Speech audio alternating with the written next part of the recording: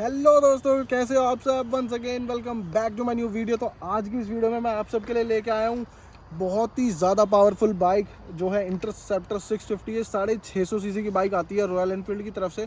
तो आज की इस वीडियो में मैं आपको इसका लॉन्ग टर्म ओनरशिप रिव्यू देने वाला हूँ। इस बाइक को मेरे पास पूरे के पूरे 2.5 साल हो चुके हैं और इसमें क्या पॉजिटिव्स हैं, इसमें क्या नेगेटिव्स हैं, मेरे को उसकी सारी चीज़ें पता है। क्योंकि ये चल चुकी है 10,000 10,500 किलोमीटर चला चुके हैं इसको। कम चली है लेकिन 10,500 किलोमीटर में पूरा अंदाज़ा हो जाता है कि कैसी बाइक है, किसी को लेनी चाहिए या नहीं लेनी चाहिए। तो आइए बढ़ते हैं वीडियो की तरफ। मैं सबसे पहले शुरुआत करता हूँ इसके पॉजिटिव्स से, नेगेटिव्स मैं आपको बाद में बताऊँगा। तो पॉजिटिव से शुरुआत करते हैं इस वीडियो की। सबसे बड़ा इसका पॉजिटिव है इसकी पावर। और इसकी पावर इतनी ज़्यादा ना, 52 Nm का टॉर्क आता है इसमें।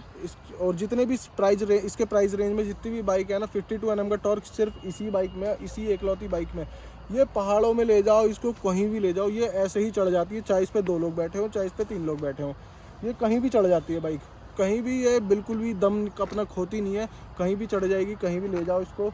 और दूसरी चीज़ है इसके इंजन का जो नॉइज़ है ना, इसके जो साइलेंसर में से साउंड आता है, इतना प्यारा साउंड आता है। क्योंकि इसमें ट्विन सिलेंडर आते हैं, 2 सिलेंडर आते हैं, तो इसमें से इतना प्यारा साउंड आता है इंजन में से कि बस क्या ही बताऊं कि 3.5 लाख में ट्विन सिलेंडर बाइक कोई सी भी नहीं है। पैरेलल ट्विन इंजन सिर्फ इसी में ही आता है। और जो दूसरी बाइक आती है ना, ट्रायम्फ की आती है, सेम इसके जैसी आती है। वो सेम इसके जैसे इंजन है, 2 सिलेंडर है, वो आती है 9.5 लाख रुपए की। और वही चीज़ आपको रॉयल एनफील्ड देता है 3.5 लाख रुपए में। एक और इसका पॉजिटिव ये है कि इसमें फालतू के इलेक्ट्रॉनिक्स नहीं दे रखे हैं कंपनी ने, बिल्कुल भी इलेक्ट्रॉनिक्स नहीं दे रखे हैं कि भाई ये वाला फीचर ले लो, वाला फीचर ले लो। तो इतने सारे इलेक्ट्रॉनिक्स बढ़ जाते हैं तो कमियां भी बाइकों में जल्दी जल्दी आने लग जाती हैं, प्रॉब्लम्स धीरे धीरे आने लग जाती हैं।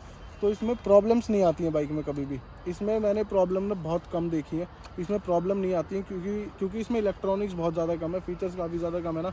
बिल्कुल रॉ बना रखा है इसको रॉयल एनफील्ड ने। तो रॉयल एनफील्ड का ये इनिशिएटिव मेरे को अच्छा लगा, क्योंकि मैं उन राइडर्स में से हूँ जो बाइक को ना बिल्कुल रॉ पसंद करते हैं, फालतू के फीचर्स नहीं पसंद करते।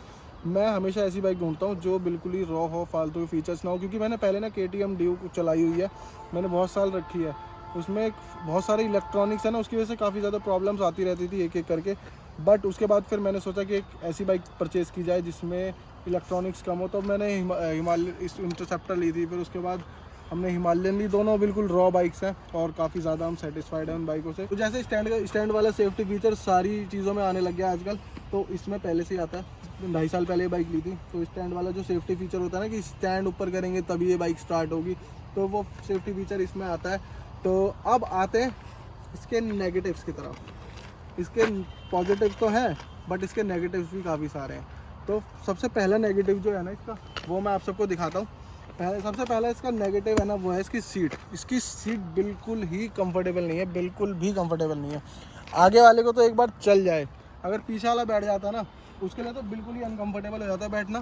क्योंकि उसका सिटिंग पोस्चर देखो आप, पैर इतने ज़्यादा मुड़ जाते हैं उसके, देखो पूरे के पूरे पैर मोड़ के बैठना पड़ता है। और बाइकों में क्या होता है, आगे वाले फुटरेस्ट यहाँ होता है, ऐसे बैठते हैं। इसके आगे वाले फुटरेस्ट इतने पीछे दे रखे हैं और ये सीट इतना नीचे दे रखी है, तो ऐसे बैठता है पीछे वाला, और आगे वाला ऐसे बैठता है बिल्कुल सीधा होके। लंबे ट्रिप्स के लिए तो ये बाइक बिल्कुल ही अनकंफर्टेबल है। अगर आप सोच रहे हो कि इस बाइक को लेके हम लंबे लंबे ट्रिप्स करेंगे, हाँ इंजन आपका पूरा साथ देगा लंबे लंबे ट्रिप्स करने में, लेकिन इसका जो कंफर्ट है ना, वो आपके साथ बिल्कुल नहीं देगा।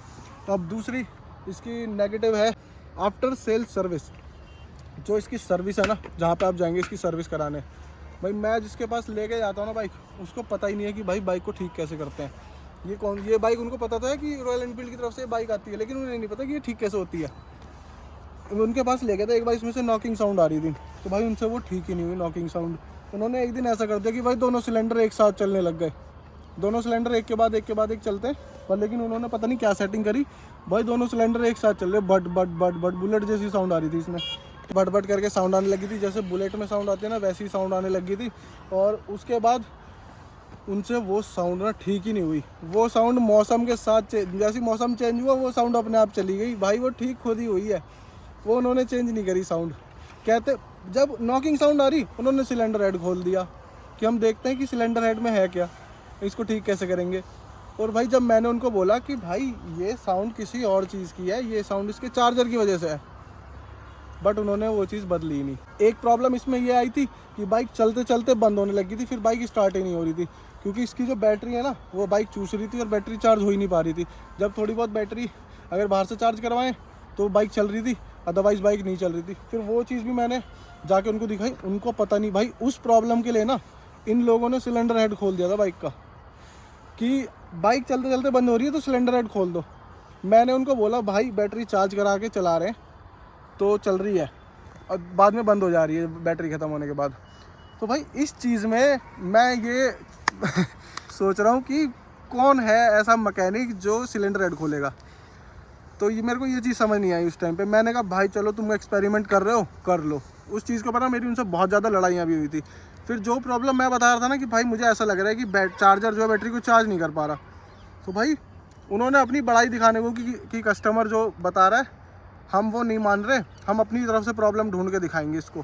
तो भाई मैंने तब वो जब ये चीज़ ढूंढ ही नहीं पाए, प्रॉब्लम ढूंढ ही नहीं पाए, उन्होंने लास्ट में जाके 3-4 दिन बाद चार्जर चेक किया और चार्जर ही ख़राब निकला, जिससे 13 वोल्ट का आउटपुट होना चाहिए 11 वोल्ट का आउटपुट हो रहा है, तो बैटरी चार्ज ही नहीं हो पा रही। तो उसके बाद उन्होंने चार्जर ऑर्डर करा, वो चार्जर आया 20 दिन बाद, वो चार्जर डला इसमें, उसके बाद बाइक स्टार्ट हुई चली। उन्होंने बल्कि इन 20 दिन के दौरान ना उन्होंने बैटरी भी बदलवाई थी कि कहीं बैटरी ख़राब ना हो। भाई जब मैंने पहले ही कह दिया था उन्हें कि मुझे चार्जर पे डाउट, फिर मुझसे कहते कि भाई चार्जर ना तुम्हें पैसे देने पड़ेंगे क्योंकि चार्जर पे ना स्टिकर नहीं लगा हुआ। मैंने कहा भाई मैं इतनी चीप हरकत करूँगा क्या तुमसे 3.5 लाख की बाइक लेने के बाद कि मैं इसका चार्जर बाहर से बदलवा के तुमसे नया डलवाऊँगा। भाई इतनी घटिया सर्विस। मेरे को हिमालयन के साथ भी सेम प्रॉब्लम है, बाइक अच्छी है दोनों लेकिन सर्विस इनकी बहुत ज़्यादा बेकार है। और सबसे लास्ट नेगेटिव है, नेगेटिव नहीं हुआ वो एक तरीके से, बट फिर भी मैं आपको बता ही देता हूँ, इसका माइलेज सीरियसली बहुत ज़्यादा कम है। अगर शहर में आप इसको भगाने लग जाओगे ना, खींच के भगाना शुरू कर दोगे, भाई 15 का एवरेज देती है शहर में, 15 का। और हाईवे पे मैक्स टू मैक्स अगर आप कितनी भी कोशिश कर लोगे ना एवरेज निकालने की, तब भी 2300 ऊपर जाएगा ही नहीं। किसी भी सिचुएशन में 2300 ऊपर इसका माइलेज जा ही नहीं सकता, आप कितना भी स्लो चलाने की कोशिश कर लो। जबकि 650 की, जब वहाँ वैगनर जैसी कार भी 25-30 का एवरेज दे देती है, लेकिन ये नहीं दे पाती। बट कोई नहीं यार, जब पावर है, फील है बाइक में, तो किसी ना किसी चीज़ से तो कॉम्प्रोमाइज़ करना ही पड़ेगा। एक और मेन चीज़ मैं आपको बता देता हूँ, इसकी 2 पेड सर्विस हो चुकी हैं जो हमने करवा लिया रॉयल एनफील्ड से। उसमें दोनों में सिर्फ और सिर्फ 3000 का खर्चा आया था, तो काफ़ी सही है। 650 सीसी की बाइक 3000 रुपये में सर्विस हो रही है, तो काफ़ी अच्छा है, रीज़नेबल है। तो एनीवेज़ आपको ये वीडियो कैसी लगी कमेंट में ज़रूर बताना, और वीडियो को लाइक करे बिना जाना नहीं है। तो चलो मिलते हैं ऐसी एक और नई हैपनिंग वीडियो में। Till then take care and bye bye.